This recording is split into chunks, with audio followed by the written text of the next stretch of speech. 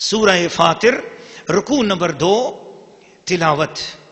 أفمن زين له سوء عمله فرآه حسنا فإن الله يذل من يشاء ويهدي من يشاء فلا تذهب نفسك عليهم حسرات إن الله عليم بما يصنعون والله الذي أرسل الرياح فتثير سحابا فسقناه إلى بلد ميت فأحيينا به الأرض بعد موتها كذلك النشور من كان يريد العزة فلله العزة جميعا إليه يسعد الكلم الطيب والعمل الصالح يرفعه والذين يمكرون السيئات لهم عذاب شديد ومكر أولئك هو يبور والله خلقكم من تراب ثم من نطفة ثم جعلكم أزواجا وما تحمل من أنثى ولا تدع إلا بعلمه وما يعمر من معمر ولا ينقص من عمره إلا في كتاب إن ذلك على الله يسير وما يستوي البحران هذا عذب فرات سائغ شرابه وهذا ملح أجاج ومن كل تأكلون لحما طريا وتستخرجون حلية تلبسونها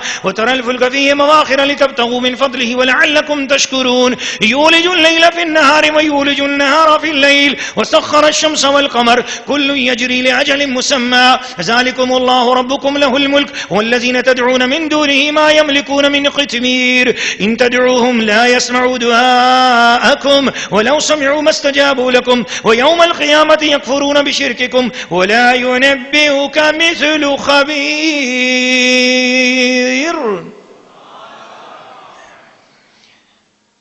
سورہ فاطر رکوع نمبر 2 ترجمہ کنز الایمان.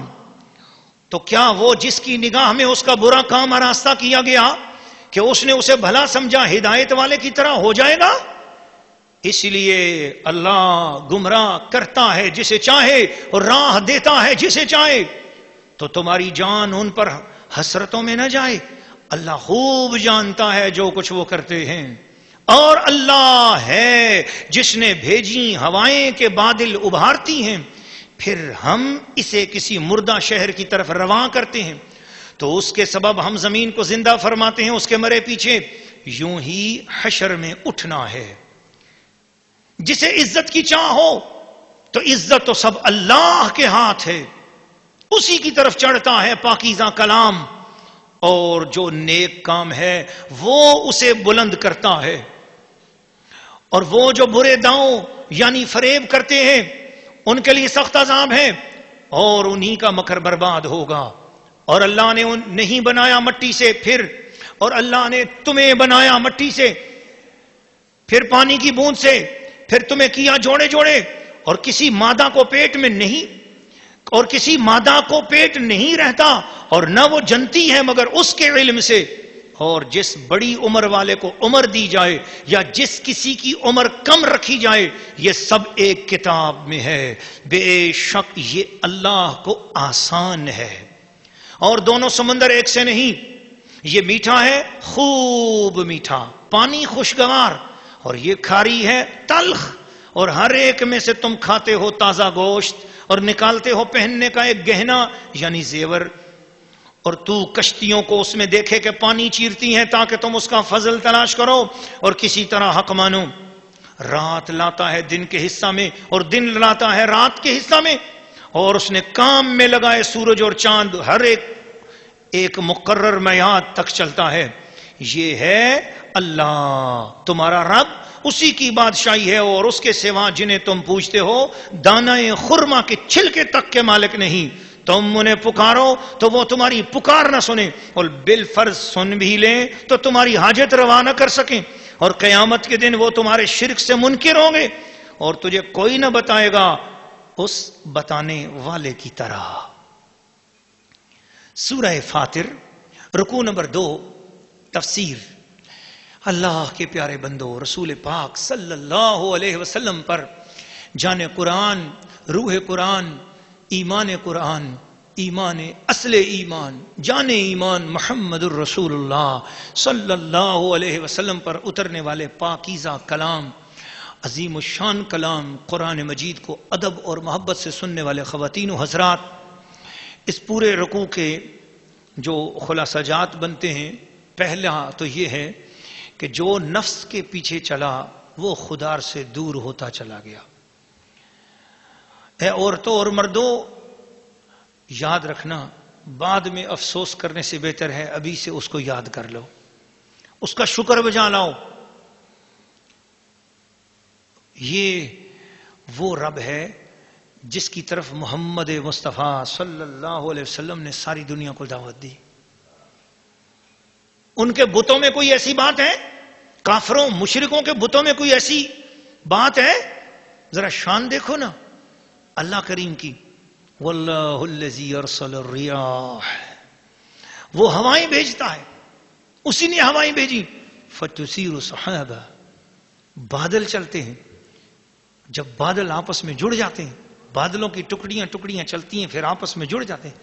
فسقناہ الی بلد میت، مردہ خزاں رسیدہ زمین کی طرف ہم جب اس بارش کو برساتے ہیں، فاحیینا بہ الارض بعد موتها، خزاں کے بعد اس زمین میں بہار آ گئی۔ کذالک النشور، بس یقین لانے والوں تمہارے لیے بارش سے اگنے والا سبزہ، یہ تمہارے لیے قیامت اور قیامت میں اٹھنے کی دلیل ہے۔ جس طریقے سے ہم بارش برسا کر خزاں رسیدہ زمین کو بہار میں بدل دیتے ہیں، تمہاری بھی ہڈیاں اسی زمین میں بکھر جائیں گی، ان پر حیات کی بارش ہم برسائیں گے، تمہیں دوبارہ زندہ کر کے کھڑا کر دیں گے۔ پودے کو زندہ کر کے دوبارہ تازہ کر دینا اور بندے کو زندہ کر کے کھڑا کر دینا ہمارے لیے برابر ہے۔ سبحان اللہ، ان اللہ علی کل شیء قدیر، اللہ ہر چیز پر قدرت والا ہے۔ من کان یرید العزت، تمہیں عزت چاہیے، عزت اللہ کی طرف جاؤ، اس کی مان لو، اس کے محبوبوں کے ہو جاؤ، اس کی توحید مانو، اس کے نبی کی رسالت مانو، اس کی ایمانیات پر عمل کرو، تمہیں عزت نصیب ہو جائے گی۔ جانتے ہو تمہاری دنیا کا کوئی بندہ ہو، بڑے بڑے امیر تھے، گورے تھے، گورا تھا، مکے کے اندر ایک بڑا گورا تھا، پیسے والا تھا، سیٹھ تھا، دنیا اس کے آگے پیچھے چلتی تھی، دولت مند تھا، رنگ کا اتنا گورا تھا، نام اس کا عبد العزا تھا۔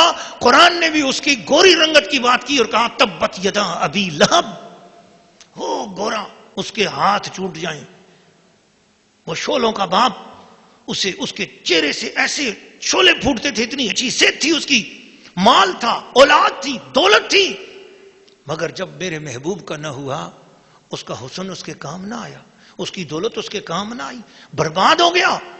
اور وہ حبش سے آیا ہوا غلام، وہ جس کے پاس کچھ بھی نہ تھا، وہ جو غریب تھا، وہ جو غلام تھا، وہ جو بے سہارا تھا، اس نے میرے محبوب کو دل دے دیا، کعبے کی چھت پر اس کو ہم نے پہنچا دیا۔ بڑے بڑے لوگ اور بھی موجود تھے، آج حضور نے کعبے کی چھت پہ غلام کو کھڑا کر دیا۔ لوگوں فللہ العزت، اللہ ہی کے لیے عزت ہے۔ قرآن مجید کے اندر ایک دوسرے مقام پہ ارشاد فرما وللہ العزت وللرسولہ وللمؤمنین، عزت کا معیار یہ ہے کہ عزت کا خالق و مالک اللہ ہے، اللہ ہی عزت والا ہے، اور اس نے عزتیں ساری اپنے رسول کے لیے بنائی ہیں، اور رسول کے توفیل ایمان والے جو حضور کے ساتھ لگتے جائیں گے وہی عزت والے ہوتے چلے جائیں گے۔ میں شام شریف میں گیا، اسی حبشی غلام، اسی پیارے آقا سیدنا بلال حبشی رضی اللہ تعالیٰ عنہ کے مزار اقدس پر گیا، تو میں نے کہا یہ ان کا مزار ہے، ان کا تو کوئی اور فیملی نہیں تھی، کوئی اور دوسرے لوگ یہاں تھے نہیں، یہ اتنی ساری قبریں کس کی ہیں، یہ ان کے مزار کے ساتھ قبریں کس کی ہیں؟ بتایا گیا کہ اس شام شریف کے جو بادشاہ تھے، جو سلطان شام تھے، سلطان سلیم اول، بادشاہ نے وصیت کی تھی میری قبر کہیں اور نہ بنانا، نبی پاک کے غلام کے ساتھ میری قبر رکھنا۔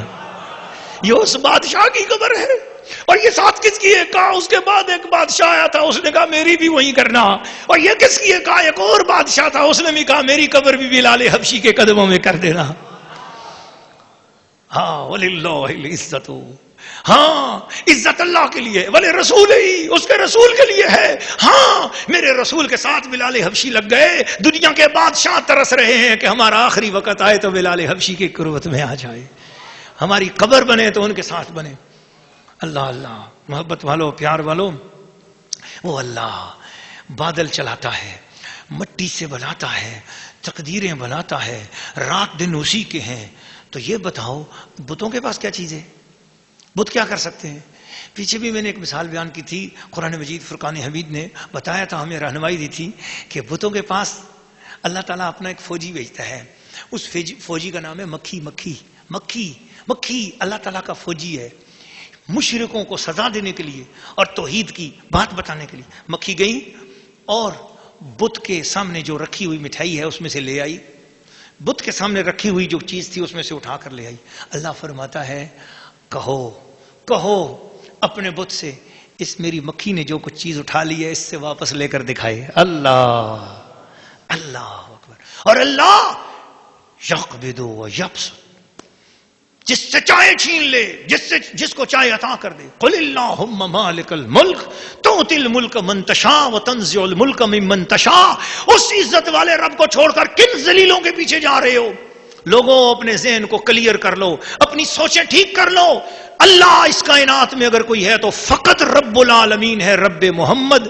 اللہ جو محمد کا رب ہے وہی عبادت کے لائق ہے، وہی پوجا کے لائق ہے، وہی بندگی کے لائق ہے۔ اس کے علاوہ کہیں بھی کوئی بھی شرک ہے، مشرکین کا کوئی بھی معبود ہے، کوئی بھی جو کچھ بھی ہے وہ سب باطل ہے، حق فقط اللہ ہے۔